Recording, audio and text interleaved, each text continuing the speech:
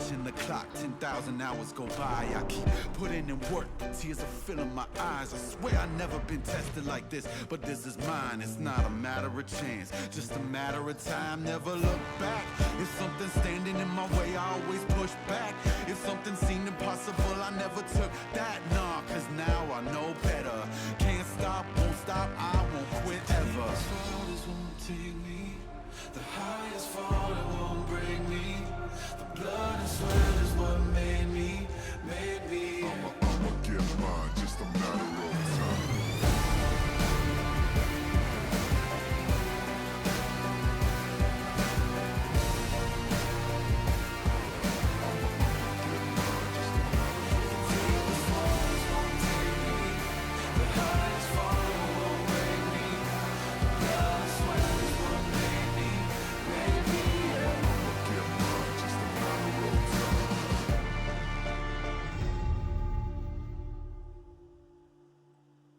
Today's matchup,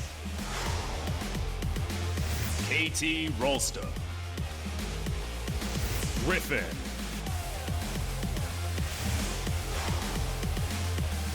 Kingzone Dragon X, SK Telecom T1, The Fantastic Run.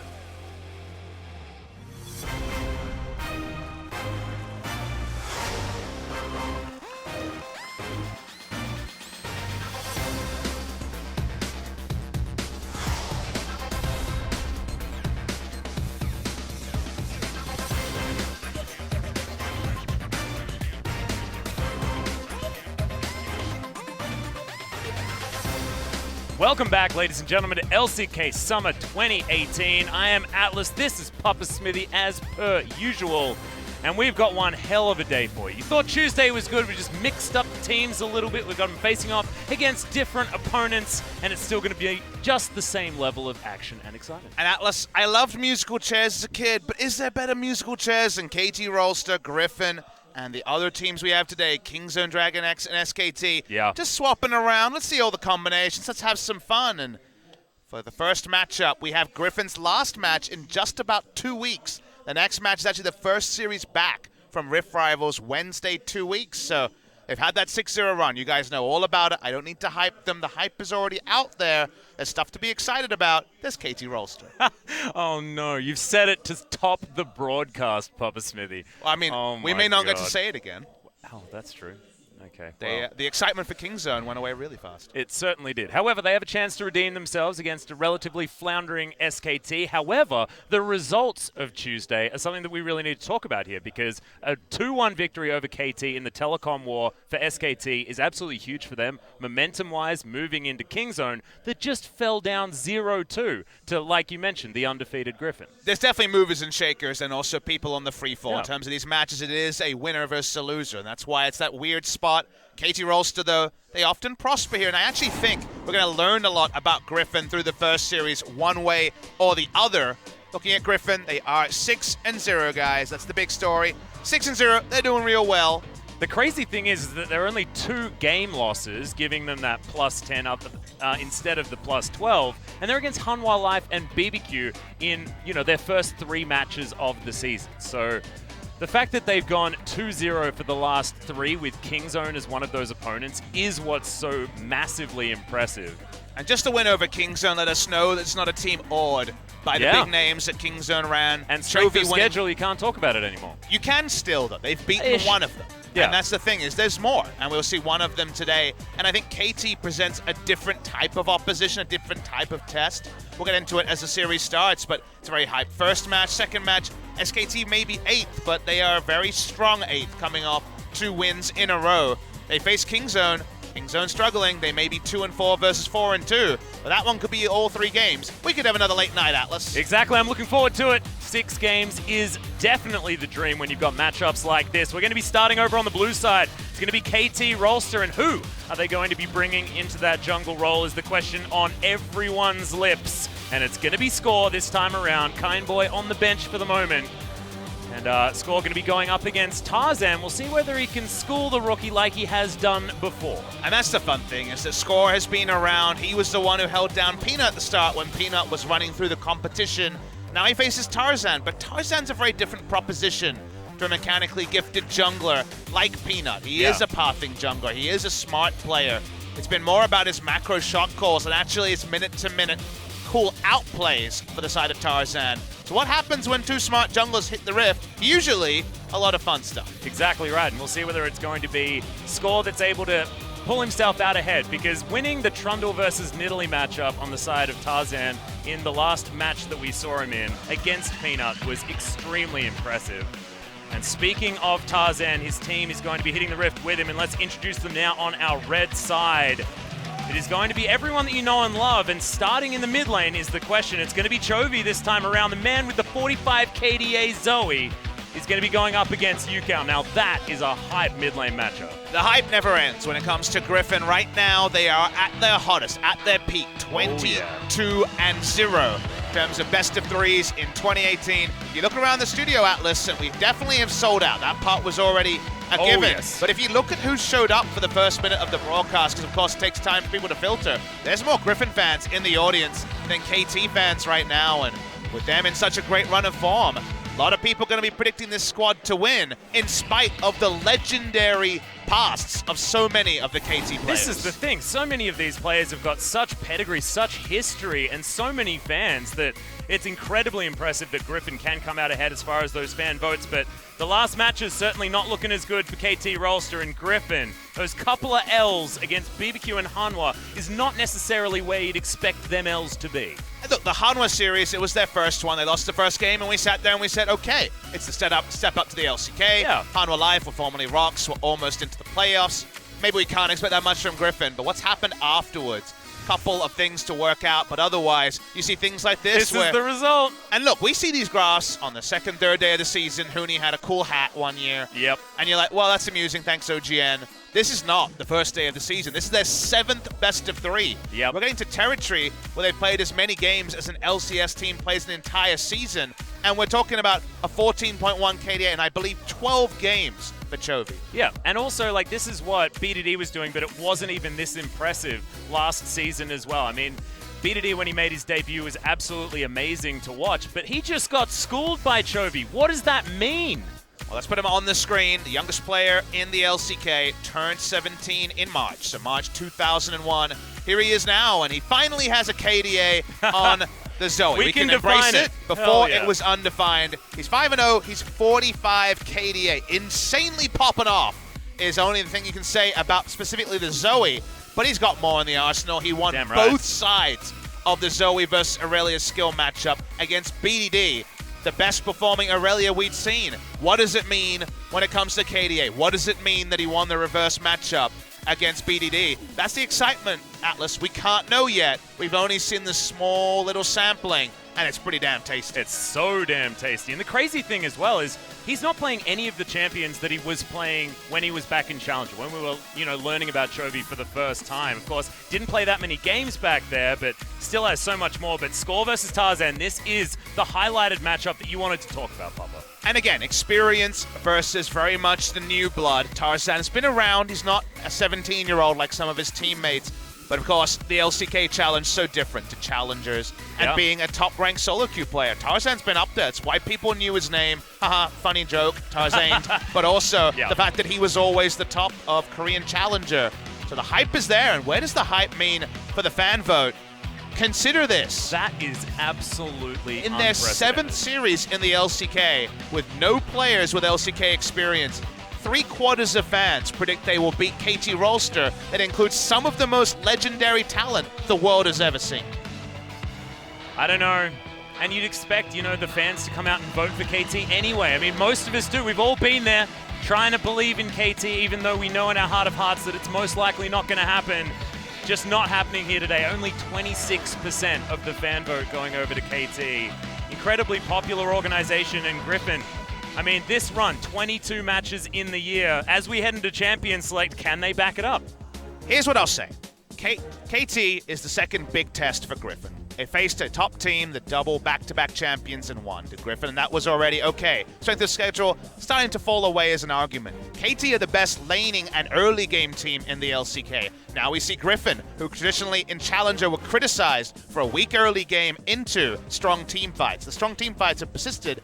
The early game's gotten better. There's better early games, and there's being able to match KT Rolster in the early game. So we get another very important data point after this series of how Griffin fares in the early game against the best. Yeah, and this was always sort of where KT fell down as well. I mean, it was the Gen G strategy, wasn't it? Play for the late game, just weather the storm in the early game. And that was where KT was falling down. It was like the Achilles heel was definitely, then Samsung, now Gen G. But the same bans are actually coming in here for Griffin. They banned Talia and Tamkench and Nocturne every single game in their 2-0 against Kingzone. Now they don't have to ban the Talia, and what is going to be that final ban with Shen Morgana taken first here for KT. KT, a lot of focus on Lehens, likely to be the Shen and the Morgana player, but we've seen Griffin already ape what we saw from SKT and play the bot lane Morgana in the carry role. Flex Morgana going to be a very frequent ban on either blue or red side, depending on when you want to pick it.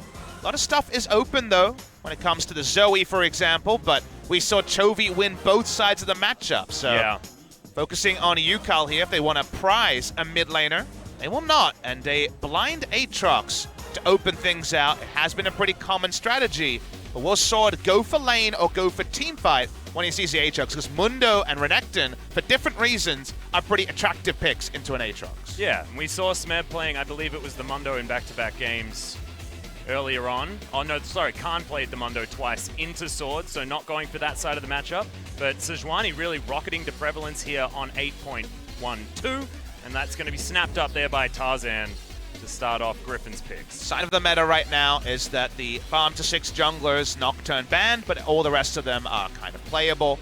Does also disincentivize a funnel, but you can run funnel with Sejuani because with her reworks, actually a little bit better in support than she was before, and even then was always sampled in the support role. Hylissang playing it way back when at MSI. Ooh. Zooming in on this draft, though, we do see the Irelia. The Irelia very early. Flex as well between Chovy and Viper. Of course, Viper picking it up just the once so far.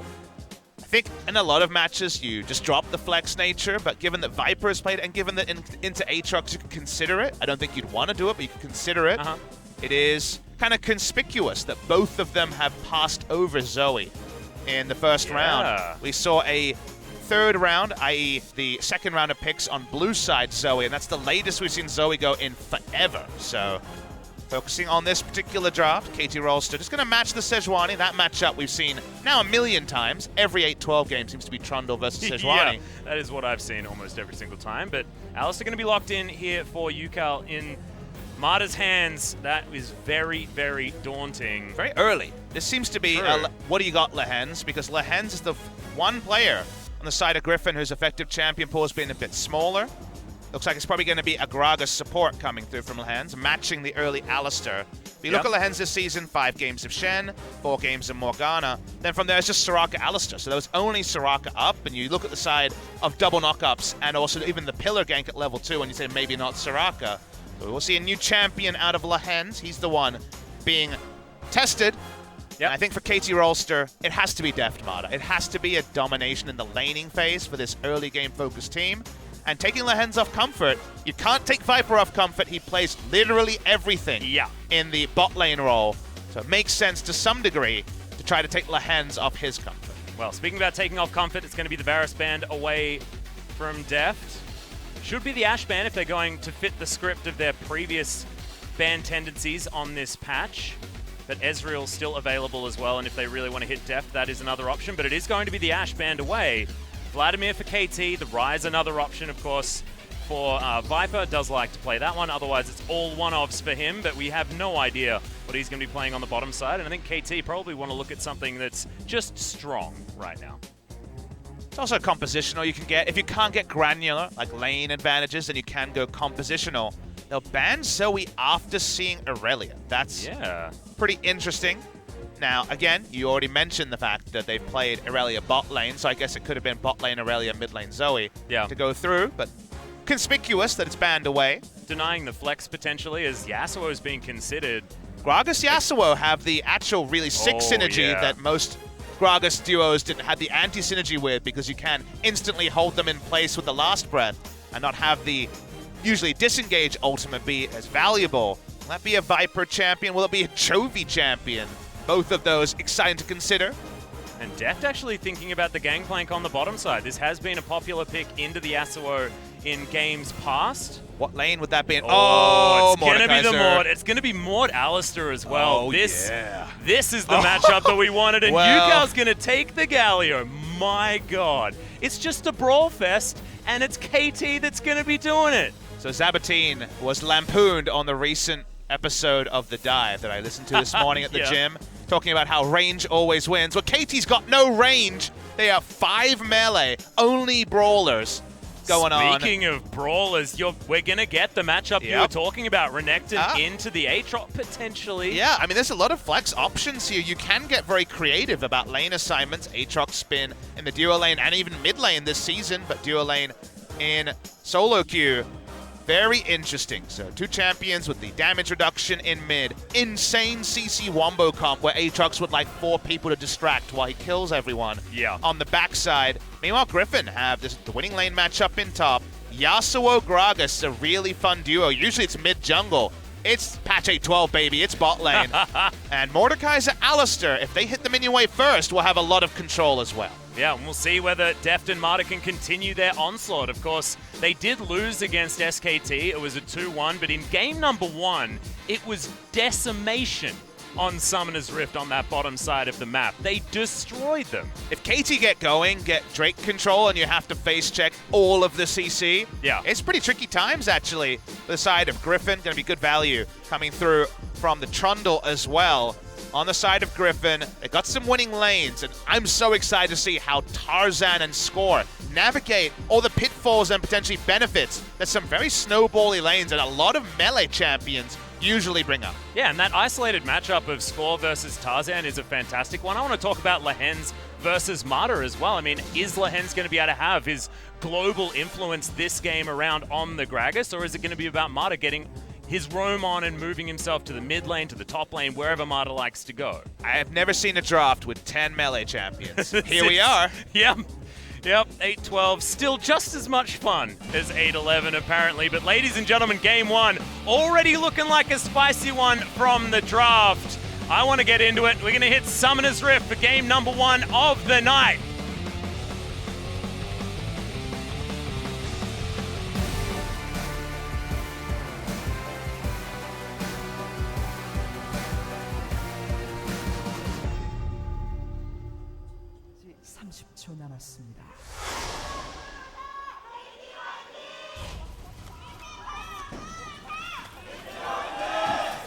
Oh my God. The Griffin fans are out in force, but thankfully we've also got a BBQ fan as Yukal is donning the correct skin this time around. I'm a really, really big fan of the You chicken are dance. a really, really big fan. I wasn't a big fan of the chroma and fly not dancing yesterday, but we got the dances, we got a little bit of fun, and the explosiveness, that'll come later. So many fans lining up to watch this match. I couldn't believe that Griffin cheer. Thankfully, we do have some KT fans in the audience as well. Marta and Deft finding plenty of love as well. Oh, yeah. So, 10 melee champions is a very intriguing place to be in, as Yukal can't even bother to hit the minion wave. He doesn't want to. He's busy dancing, man. See, he's not going to disappoint you. Not at all. I mean, you got to say, on a more granular level, think about this season. Yukal came in with a lot of hype. He was fantastic coming in his rookie season. He's actually disappointed me a bit, Atlas. He's been on struggle streak. Think about the matchups he's lost in the telecom war, losing to Aatrox mid as an Aatrox mid with teleport as Rise and with a jungle Kindred was already pretty interesting. I thought his lane control was actually pretty poor against FLICKR after doing very well against FLICKR in the spring season. So yeah.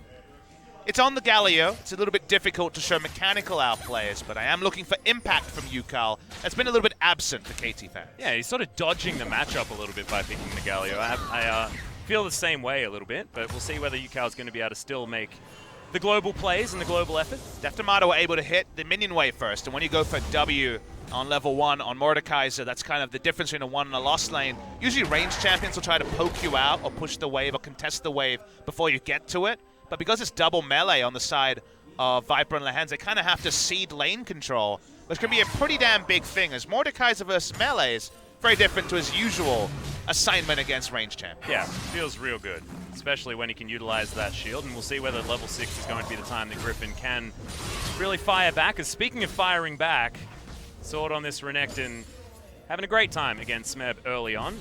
So impressive that Sword has really created more of a champion pool for himself. Sort of was a self-professed tank player. He was very much a tank role player. They had a tank, they had a utility supportive mid laner in Rather and a tank role player in Sword, and they bring in Chovy, who couldn't play for the majority of challengers and hasn't played many pro games at any level until his extended run in the team in summer. And then Sword goes from what is the best available tank to I'm picking for myself, I'm picking Renekton. Yeah. I'm willing to try to dominate lane. That is a very big change and an important development, because you need to be able to do both. If you can do both, then there's no way to be drafted out. This game, KT looked at all the players and said, okay, maybe Lehends is the one who's susceptible. The thing that's really impressive is they used to just play around Viper, and it was around Viper playing 80 carries, hyper carries, getting him to a great place in the late game, and then, you know, playing around that. The adaptation is absolutely night and day based on this patch. Honestly, if I was doing a LCK quiz night and I sat down and I'm like, all right, here's the hardest question, as maybe we'll hold on to the slightly jokier points. Well, they're going to be able to get this shield down. Lehends taking a fair bit of damage here as the stun does come in. And that's a big bop with the Q. And remember, it's melee champions, and both sides of the matchup are taking Exhaust Ignite. There's actually a lot more kill pressure when you see even the beginning of a CC chain from Alistar coming through. So do respect that Exhaust Ignite on both sides of a bot lane means that people can die in scenarios where it looks like they're just contesting a ranged minion.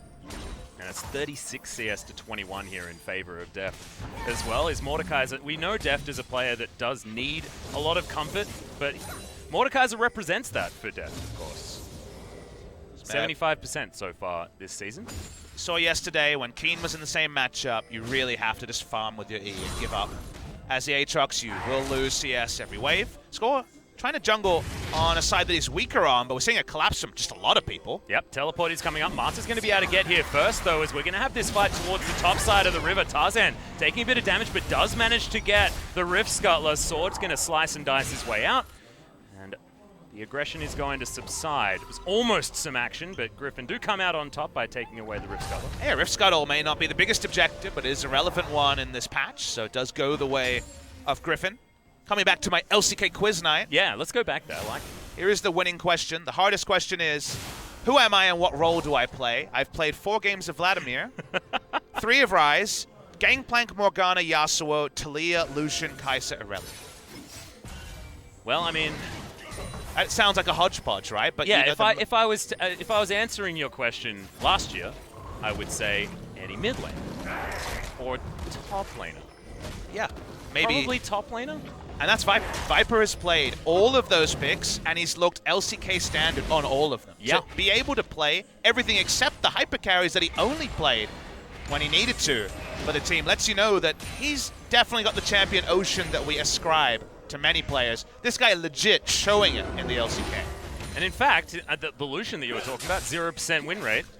The Kai'Sa, of course, definitely an 80 carry, but played as a jungler, theoretically. So hasn't actually had a victory on any sort of regular 80 carry style champion, but has just been dominating with everything else. Won't dominate in the early laning phase. You can see playing very respectful. Deft can build for lane with the Seeker's Arm Guard. Yasuo has to go for Bam Scepter to try to get through what is tricky laning phase. Level 6 is where this lane takes off a bit, and with a gank also. We've seen both teams play with priority. On the top side, Tarzan got a Rift Scuttle. On the bot side, KT. They want to bop with that Mordekaiser to get this Drake. Yep, Control Ward is going to be taken down here by Griffin, but that's 4 members of KT that are already set up here around this Cloud Drake, and Tarzan's position has been given up, and they will be able to get this. It's going to reset for a sec, but eventually going to be taken down, and that's a big dragon in the hands of Deft. We know he loves microing that one, but this is a huge moment for KT. And it's also very well capitalized on. Deft takes more experience in the duo lane because he's Mordekaiser. Yep. against double level 5. You actually look for the contest there if you have Explosive Task and the Last Breath up, but Mordekaiser's level 6, and you guys are so close to actually having the abilities to contest that it's the right time to give up, but also the perfect time to start the trade. Yeah. Not going to be able to get the knock up here, but no level 6 available just yet. And look at that gigantic shield the Dragon does offer the Mordekaiser. He's now going to start moving on this turret. Move out of the way. Tarzan's position was given up. Dragon eventually does fall down, but it times out, so no 25 gold going over to the bottom lane of Griffin, so that's good news for KT fans. Sword getting himself in on the scuttle action, and we'll have information on that ward just outside the range of the control ward. A lot of nice range knowledge being shown by some of our warding techniques. Yep. Again, we have a winning top lane for Griffin, a winning bot lane for the side of KT after they crashed the wave at level 1. Able to just check in and see if people are getting objectives around it. High expectations. It's early game KT. It's Griffin in a 6-0 run. So far, so good for both sides. Waiting for that big swing point, see which way it goes. Yeah. And we were talking about where KT were going to win if they were going to win, and they are winning in exactly that position. Bottom lane certainly has been in control for them. The top lane, the matchup, certainly not great for Smeb at this point in the game, so it will be all about what Deft and Marta can do with the time and space that they've been given. Yukal as well, he's got a decent lead there in the mid lane, but more of a nullifying matchup here. The score's going to deliver him over the blue buff. The adorable little chicken going to take that one down. Reminder, big takeaway here is we have Griffin, who have always been known for team fighting, but not being a strong early game team until this season, taking on the best early game team ever since this roster came together at the start of 2017. So for a team we're still learning about, with lots of players who have only played a handful of games at the LCK level, it's a really important test to be able to judge whether there are the sort of weaknesses around Griffin that did exist in the Challenger Series. And already a very interesting adaptation here from Deft. The Zhonya's Hourglass completed here for 410 minutes as item number 1. No Rylai's, which has been the rush for a lot of people. Of course, no Banner of Command, because that's gone. But Leandri's Torment, another one that people do like to pick up, as now the fight is on, and Sword taking a lot of damage. Score, he's going to turn up. Marta's already here as well. Brilliant Pillar is going to come down, and Dominus ain't saving you now. First blood going over to Score. That was really well played by KT. They knew where the vision was. They're coming from multiple angles. 3 people converge on top. Score with a smile. This time, Sword goes down after being able to answer the critic of Khan in the last series.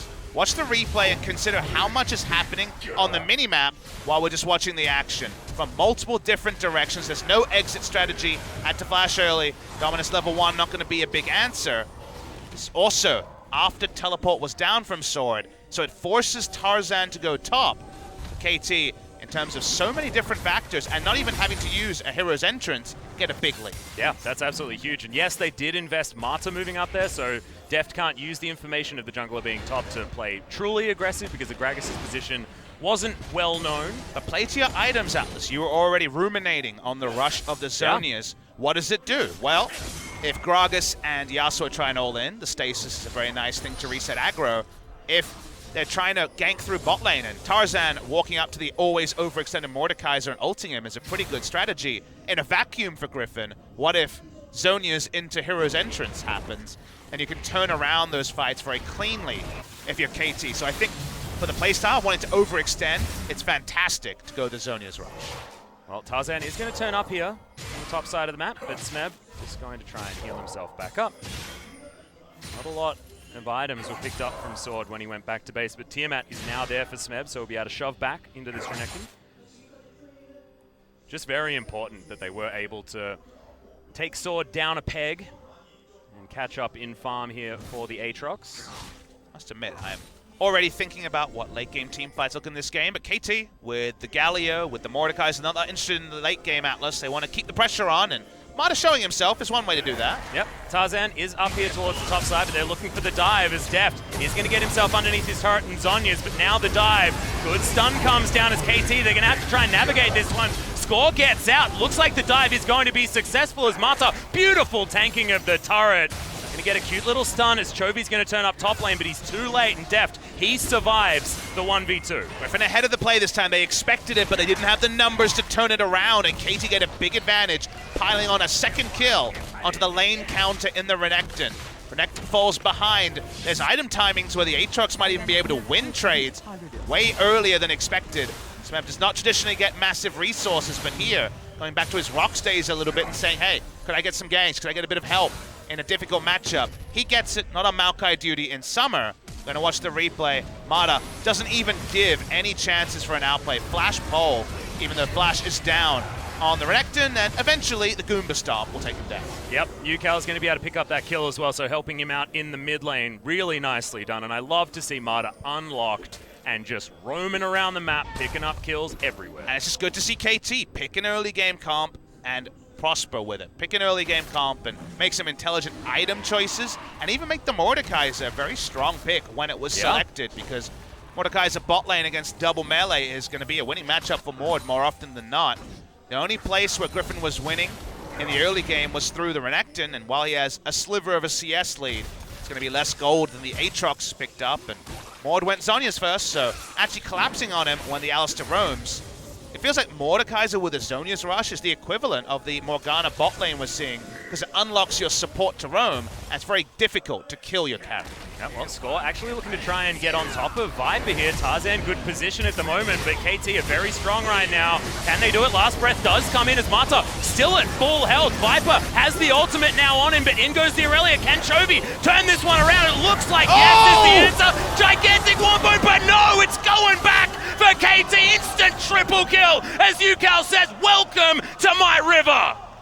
Yukal just smashed that fight. We were looking for something, almost clips him. Oh, nicely done with the Blade Surge and will survive, but it looked like Griffin almost had it in that team fight. Yukal, he's still hungry. He wants to finish this off. Winds of War, is it going to be there? Oh. That's going to land, but Chovy is still going to survive. Red buff giving him a bit of that regen. He's still running. Can Yukal get there? Wants to Justice Punch, but can't go through. Got him. And that's going to be it. Unofficial quadra kill in that fight. Extended quadra. Yukal saw them all line up, flashed in with the taunt, and oh boy, did some health bars explode, Atlas. Such a big move. They even get the little Viper clone, so they can push forward. That's the sort of Yasuo they can get behind. Watch the replay here. At the start, you think about it and you say, okay, he gets the armor penetration from the Last Breath. Extended fight against a Yasuo, he'll win. But that's FLICKR analysis from 2 items. Then there's no 2 items yet. And then Yukal rolls in. Every melee champion has to get in melee range. And he gets a 5-man taunt. Insane. Just disgusting. Didn't even have his ultimate available. Didn't need it. That's what happens when you're against 5 melees, when you have a 600-700 range taunt. It's the entire team of Griffin. Now he's got a 10-stack Dark Seal, as well as that stack and Rod of Ages. Up at about 4 right now. We'll have the Zhonyas very, very soon. Man, the Dark Seal. This chicken, man, is the scariest dancing chicken you have ever seen. Big damage numbers on the side of KT, and that's because the AoE wombo was not just the Galio in a vacuum. Aatrox was able to do plenty of damage as well. Bit of a mistake from Griffin. They chose a fight where they executed well, but they executed well with no items. They don't have the items to be able to win these sort of fights against Mordekaiser Galio. It's actually a decision-making mistake, and we are seeing Griffin in their test against the early game dynamos of KT Rolster finally look a bit rattled, Atlas. It's been a long time. It's been 6 in a row. It's only game 1, but so far, Griffin certainly rattled. Yeah, we've seen Griffin lose games in the past. Certainly they lost their first ever game here in the LCK. Managed to turn it around against Hanwha halfway through game 2. Of course, that looked like it was going to be a 2-0. But this is looking like KT in game 1. They're doing like a, last year a FLICKR impression with their game 1. So they're going to start another fight. Yukal's going to try and find the Winds of War here, but Score still looking for more. And now Griffin know that they just straight up cannot fight this team. At 4 items, I think Griffin have a huge lead in terms of melee versus melee, but before then, at 2 items especially, I think KT really overtake this game.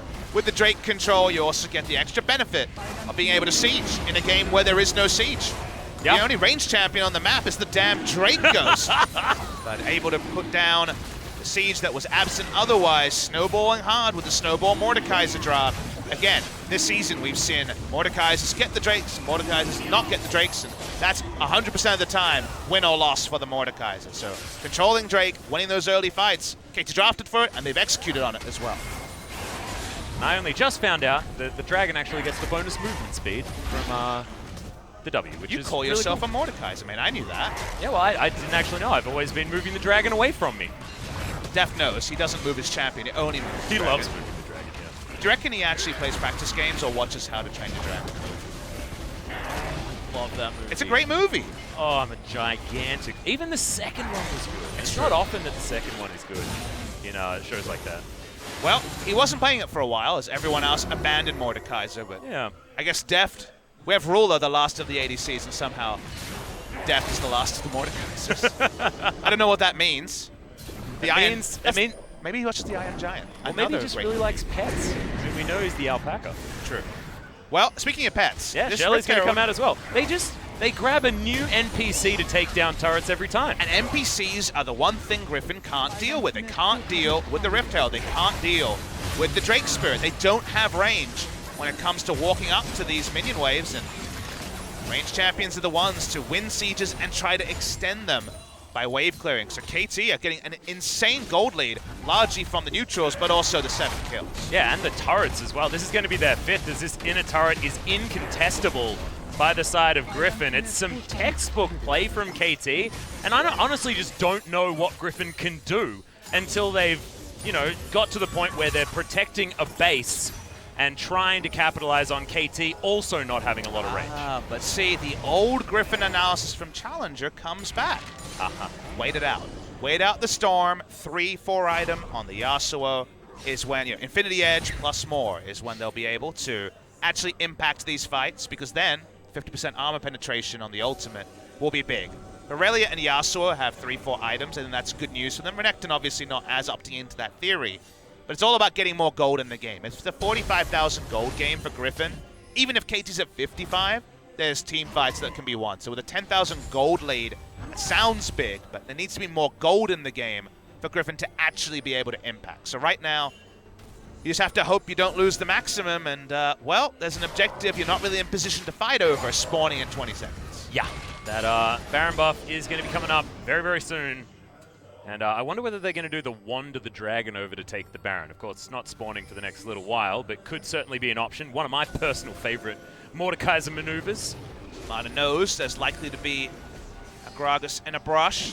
It's all about trying to get as much vision control as possible when you're trying to take Baron as a blue side team. But they walk up. Bruise Bros, Trundle, and Mordekaiser this time. They have engaged. They have the pillar. They can face check the brush from range, which, again, range at a premium for all these champions. So they have a lot of different utility things to do. They also have a damn fast Baron. And it looks like they're going to try and head onto it right now. They are. Griffin probably know what's going on as Marta looking for his huge flanking play. You want them to take damage. If they're behind the pit, this is the sort of thing where last breath for the Baron to actually damage them could be relevant. But when do you contest here? That's the question. Well, Lehens is going to jump in. Last breath onto Marta, but here's the hero's entrance. They're just going to dive on top. See you later. Viper instantly obliterated. It's a 6v4. Make it a 6v3 as KT. It was all a cunning ruse, and they'll head back to the Baron and take it for free. And no doubt they weren't expecting the team-wide flash over. Marta's alone. No, no, no. Everyone's flashing in. That is some backup. That is a sort of unity that we didn't necessarily see from KT against SKT. Big stuff for them, and now we see KT with their own little Griffin Viper hit down this Baron. Yeah, this Baron is melting even faster than it did before. Gonna lose the bottom outer turret, so the first turret of the game going over to Griffin, but trading that for a Baron. KT will take it every day of the week. Let's have a look at it again. Let's get the pick on Marta, and if one person comes over, like Aatrox with his Q, maybe we'll be fine. Nope, everyone's coming over. You're getting slammed into the ground by the soon-to-be, hopefully, the Medjai's Galio, who's just popping off in the biggest way. He won't get the Medjai's. He'll sit on the 10-stack Dark Seal, and man, the Yasuo lasts a long time. Yeah, it really does. In fact, they could have been fighting Yasuo v Yasuo, which could be fun. Oh God, two Shans, it's one of those moments again, but not happening this game as Shen was banned. Leandri's Torment now picked up by Deft. He's doing a hell of a lot of damage as that blasting one could be the Rylai's Crystal Scepter, or could be a Void Staff if he wants to just go against the potential magic resist that hasn't even been bought yet by Griffin, as Chovy's going to get interrupted. Good stun does come down, but he's slowed down and will just get destroyed. Tries to fight, he's not going to be able to, and Deft grabs that. His second kill of the game. First rookie tendency we're seeing from Chovy, whose KDA was #1 in the league. 2 control wards down from KT. Almost no vision for Chovy and caught in no man's land and dies. Should not be there. Big common problem of Ruler when he debuted in 2016. Another kill pads the stats, and Atlas. There's just a lot of sweet items on the side of KT and really nothing on the side of Griffin. They have no way to fight because they also went straight into melee champions. It's sort of a game that snowballs hard because both your teams only do one thing, and sadly, Griffin can't do that thing. Yep, and Sword actually can't do anything. He was stuck in a billion layers of CC, and then there's a pillar to stop him from even walking away. The tower will go down, and now the fight is going to break out. Mata does have the unbreakable will, and will jump right into the middle of the team. It's a decent start to the fight, though, for Griffin, as they're trying to fight this one back. Mata will go very low and be taken down, but in goes the Aatrox. And remember, this guy's got all of his items. That's a triple kill. Smeb popping off in this late game. It's not very late, but the game's still gonna be over as KT mow down the base. KT are also gonna decimate Griffin in game #1. We were waiting for the young guns to look like they could actually bleed, like they could actually be taken down. They're definitely taken down a notch in game #1. Yeah, just a disgusting display of force from KT. They look like they got all the champions that they wanted, and Griffin are gonna have to go back to the drawing board. They had suspicious bans in game #1. It was exactly the same as against Kingzone Dragon X on Tuesday. Now the adaptation will have to come in, and it's something we've praised Griffin for in the past. You just see the meme from Gladiator, and you just see the guy up there saying, "Are you not excited, KT fans?" Because that was the sort of KT performance, and also the sort of KT bounce back that all long-time KT fans know about. KT Rolster were able to dissect what they thought they were going to see from Griffin, and then did it early. They needed to do it early, but damn, they did it dirty early with the top lane ganks that kept down Sword in a positive matchup. The Mordekaiser rushing Zonia's was very intelligent as well, because when the top lane party was happening, bot lane Deft could just RSVP no with the stasis every attempt at an all-in. And Griffin died, and the game ended before any of their champions fully came online. Yeah, we have to remember, though, the caveat is that KT Rolster did this to SKT in game #1 in the first series on Tuesday. But then it was the comeback victory for SKT, and that's a 9th place team, as opposed to Griffin, the 1st place team. So the KT roller coaster often starts at the top, and then you move down. That's just how a roller coaster generally works. In seasons, in series, you're right. But there's statements to be made. Oh, yeah. Griffin are not the perfect team. They can't be. They are too new to suddenly be able to take all challenges and beat them. We mentioned the unique challenge of being able to match and beat KT in the early game. On game 1, the answer is they couldn't, but there is still a series to be had, and we want more games between these two teams. Aatrox, of course, hard-countered by Renekton, but Renekton hard-countered by Cam is the real story, as everyone packed up, left top. Mordekaiser did his job bot lane. A success in every way, and those damage numbers. I mean, the last teamfight execution was pretty good from Griffin, but with no items, there was no way they could ever actually win a fight. Well done by KT. They mowed down Griffin in game #1. They certainly did. Still more games to come, and the reason why I was talking about the roller coaster going downhill is I just don't want people to get excited just yet. Let's get excited after a game 2 victory, shall we? Because this is KT Rolster. It's a dangerous thing to do, and you were already excited twice, Papa Smithy. Someone had to come in and counteract it. Okay, guys, we are going to go to a short break. When we get back, more KT versus Griffin.